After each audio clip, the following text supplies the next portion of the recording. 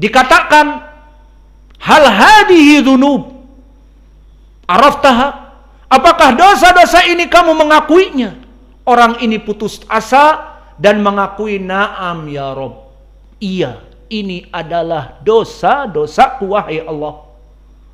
Maka orang ini dalam keadaan putus asa, mengira dirinya akan dimasukkan kepada api neraka.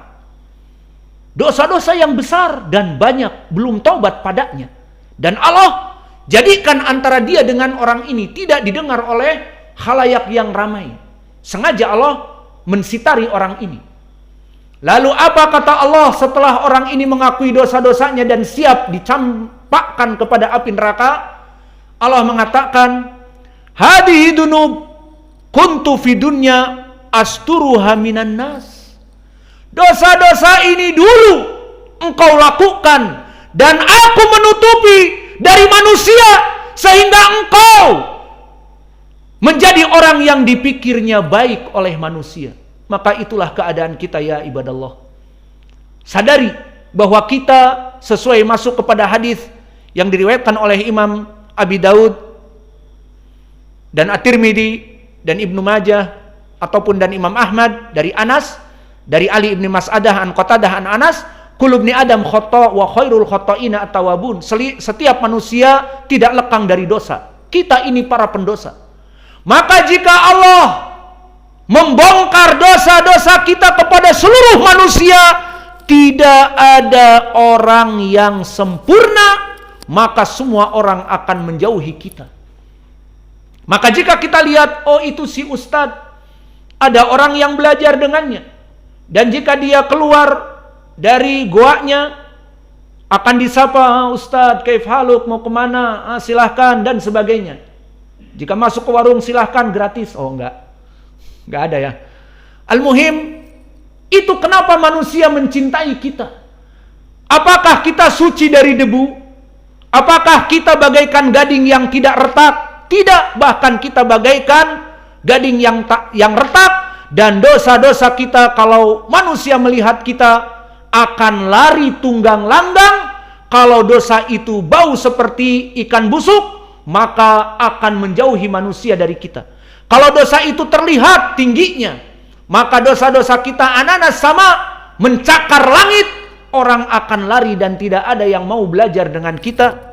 Maka karena Allah yang mencintai hambanya, kata Allah kepada orang ini, kamu akui dosa ini? Iya ya Rob, dosa ini kamu lakukan dan aku tutupi dari manusia, maka manusia memandangmu kamu orang yang baik.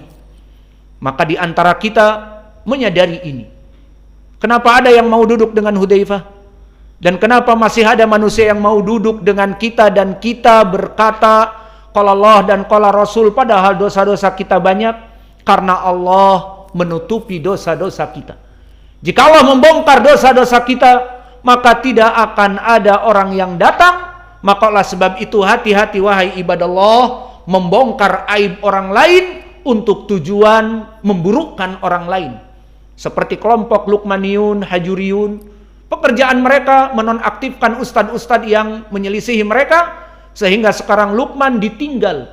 Tidak ada yang mengikutinya, karena dia selalu membongkar keburukan orang lain. Dan di hadis disebutkan, man yatatabba auratan nas tataba Allahu auratahu hatta fi qa'ri baitih.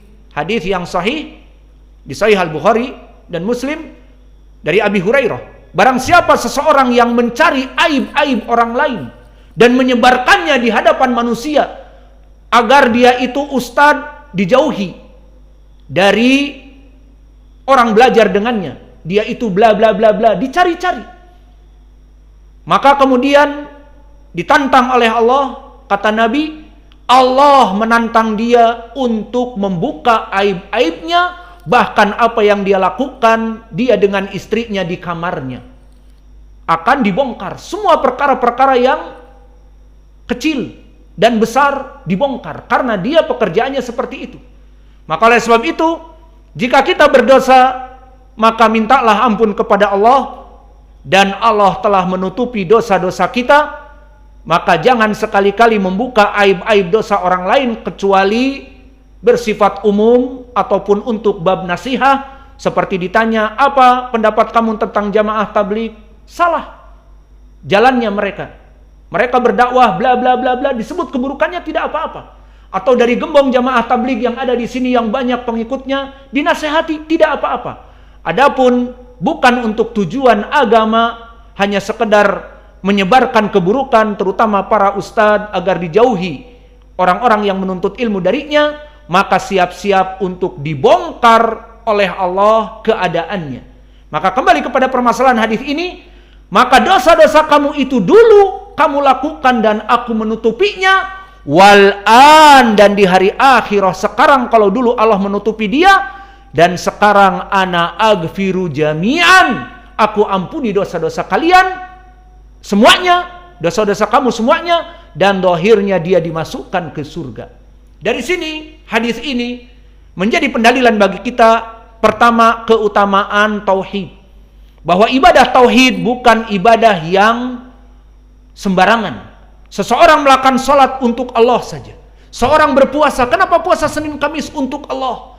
Lapar, haus, untuk Allah. Kenapa melaksanakan salat berjamaah, selalu ke masjid, capek? Untuk Allah. Kenapa kamu menuntut ilmu, menghafalkan Al-Quran, menghafalkan hadis, dan terus menuntut ilmu bertahun-tahun, meninggalkan orang tua kamu, kasih sayang ibu dan kamu, dan kerinduan ibu bapakmu, dan seterusnya? Kenapa? Untuk Allah. Maka ibadah tauhid, beribadah hanya untuk Allah, itu bagi Allah perkara yang besar. Dosa-dosa yang dilakukan itu tidak ada bandingannya di sisi Allah, namun itu di sisi yang lain. Allah mengampuni dosa-dosa. Dan jika Allah tidak menginginkan, maka dia akan dimasukkan kepada api neraka sebagai balasan dari dosa-dosanya. Jangan diperhatikan di sini, jangan bergampang-gampangan dengan dosa di saat membaca hadis-hadis seperti ini. Wa in saraka wa in zana, katanya tadi di pelajaran malam itu, meskipun berzina, meskipun mencuri, masuk surga. Maknanya pasti masuk surga selama dia tauhid, mengamalkan tauhid. Namun kapan masuknya? Bisa jadi mampir kepada api neraka dulu, dan bisa jadi dia masuk kepada surga di akhir.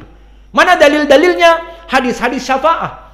Bagi mereka orang-orang pendosa dimasukkan api neraka, kemudian dikeluarkan oleh syafaat Nabi, dan ini di hadis Abi Sa'id Al-Khudri dan yang lainnya. Dan kita tutup juga contoh dari ini, hadis orang yang sudah diklaim di dunia masuk api neraka karena dosa besarnya.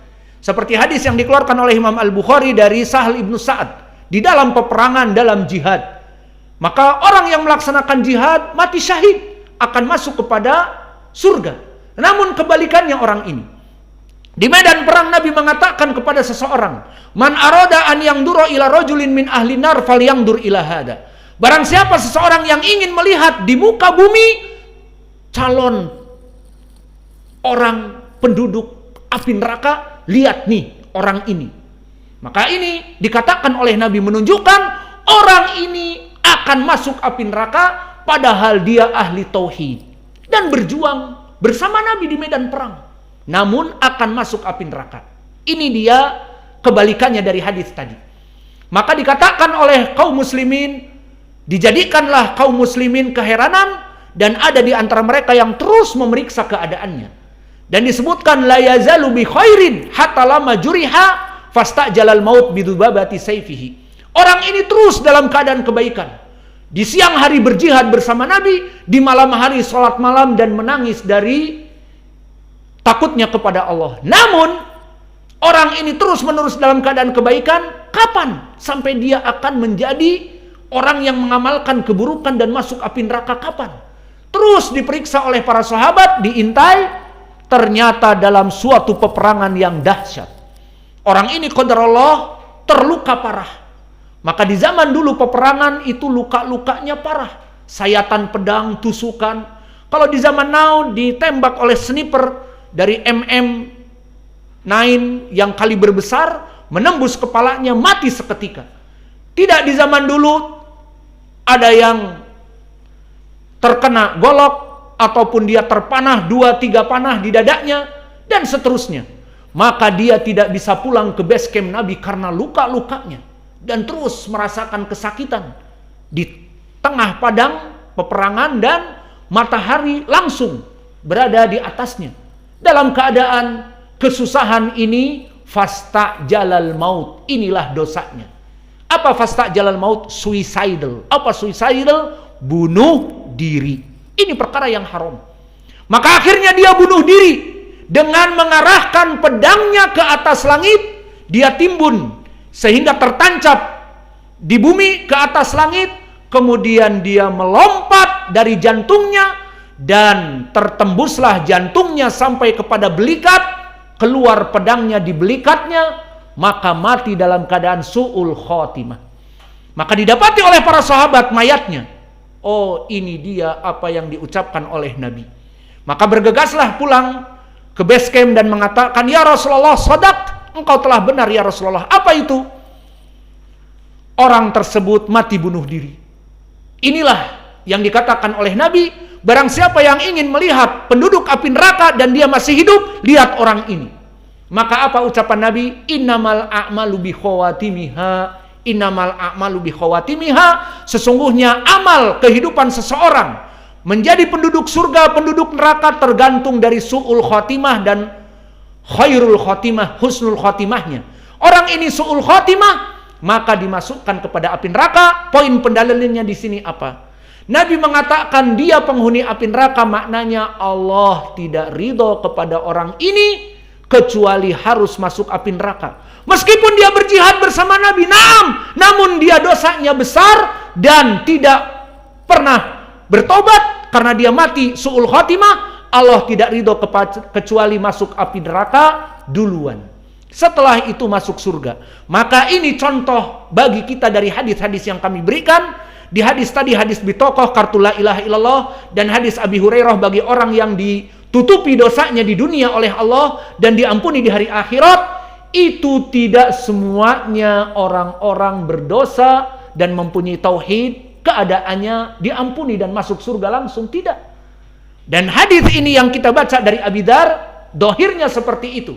Dan ayat di dalam surat An-Nisa tadi juga, wa yaghfiru ma duna dzalika liman yasha. Dan Allah masih mengampuni dosa-dosa mereka yang berbuat tauhid meskipun dosa besar. Itu tadi kita katakan tidak secara mutlak. Kenapa? Karena tadi di hadis Sahal bin Sa'ad, Nabi mengatakan dia penduduk api neraka. Maknanya Allah tidak ridho seperti hadis kartu tadi bitokoh masuk surga langsung, tapi harus diadab di api neraka. Dan di sana ada hadis-hadis syafaah di mana Nabi dan kaum muslimin dan malaikat dan bahkan Allah di hadis Abi Sa'id Al-Khudri mengeluarkan orang-orang pendosa dari api neraka karena dosa-dosanya. Kesimpulannya, barakallahu fikum, kabar gembira yang diberikan oleh Allah kepada Jibril, dan Jibril meriwayatkan kepada Nabi Muhammad, barang siapa yang meninggal dalam keadaan tauhid masuk surga. Itu kita katakan asalnya, dan ujung-ujungnya kita masuk surga selama kita tidak mati dalam keadaan kesyirikan. Meskipun kata Nabi dosanya besar dan mati dalam keadaan berzina dan mencuri, meskipun maknanya di bawah kehendak Allah. Jika Allah kehendaki seperti tadi dua hadis, hadis bitokoh dan hadis Abi Hurairah, orang yang ditutupi di dunia dosanya dan diampuni dosanya di hari akhirah masuk surga, bisa jadi itu kehendak Allah, rahmat Allah atas dia. Namun di hadis Sahal bin Sa'ad tadi dan hadis-hadis syafaat harus dibakar dulu sebagai rasa balasan dari dosa-dosanya yang dulu di dunia belum diampuni. Maka ini semuanya kehendak Allah. Inilah makna dari hadis ini. Jadi di saat kita mendengar hadis-hadis ini, please jangan ada tersirat bagi kita, alhamdulillah kita muwahhid, tidak pernah kita melaksanakan kesyirikan kepada Allah, tidak pernah kita meminta kepada para wali, maka bebas kita melaksanakan dosa-dosa besar, Allah pasti akan memasukkan kepada kita surga langsung. Ini belum tentu. Maka ini yang bisa kita berikan. Wa naktafi ila huna wa jazakumullahu khaira wa barakallahu fi ilmikum. Subhanakallahumma bihamdika asyhadu an la ilaha illa anta astaghfiruka wa atubu ilaik.